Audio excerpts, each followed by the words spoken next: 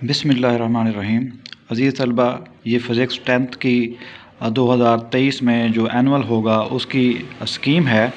इसके मुताबिक इसमें 12 MCQs होंगे और तमाम चैप्टर में से जो है वो एक MCQ तो लाजमी होगा, लेकिन चैप्टर नंबर 3, 5 और 7 में से 2 MCQs होंगे। इसके अलावा जो सब्जेक्टिव पार्ट है उसमें जो शॉर्ट क्वेश्चन होंगे और उसका जो पहला पार्ट है वो चैप्टर नंबर 14, 15 और 18 पर मुश्तमिल होगा, जिसमें 14 में से 3 शॉर्ट क्वेश्चन, 15 में से 3 शॉर्ट क्वेश्चन और 18 में से 2 शॉर्ट क्वेश्चन होंगे।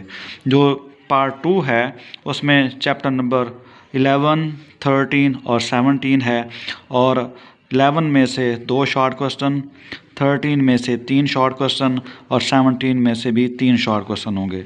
इसका जो तीसरा पार्ट है वो चैप्टर नंबर 10, 12 और 16 पर मुश्तमिल है और 10 में से 3 शॉर्ट क्वेश्चन होंगे, 12 में से 2 शॉर्ट क्वेश्चन होंगे और 16 में से 3 शॉर्ट क्वेश्चन होंगे। अगर इसमें से हम मुख्तसरन चैप्टर करना चाहें तो 14 और 18 अगर कर लें तो इन 2 चैप्टर के करने से हमारे शॉर्ट क्वेश्चन का पहला पार्ट हो जाएगा।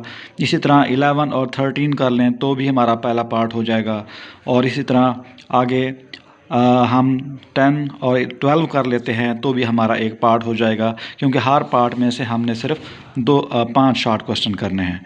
इसका जो लॉन्ग का पार्ट है उसमें क्वेश्चन नंबर 1 जो है वो मुश्तमिल होगा चैप्टर नंबर 14 और 18 पर और इसमें थ्योरी और न्यूमेरिकल दोनों आ सकते हैं, यानी कि 14 में से थ्योरी भी हो सकती है, न्यूमेरिकल भी हो सकता है, 18 में से भी थ्योरी हो सकती है, न्यूमेरिकल हो सकता है और ये फिक्स नहीं है। इसी तरह क्वेश्चन नंबर 2 13 में से थ्योरी होगी और चैप्टर नंबर 11 में से न्यूमेरिकल होगा।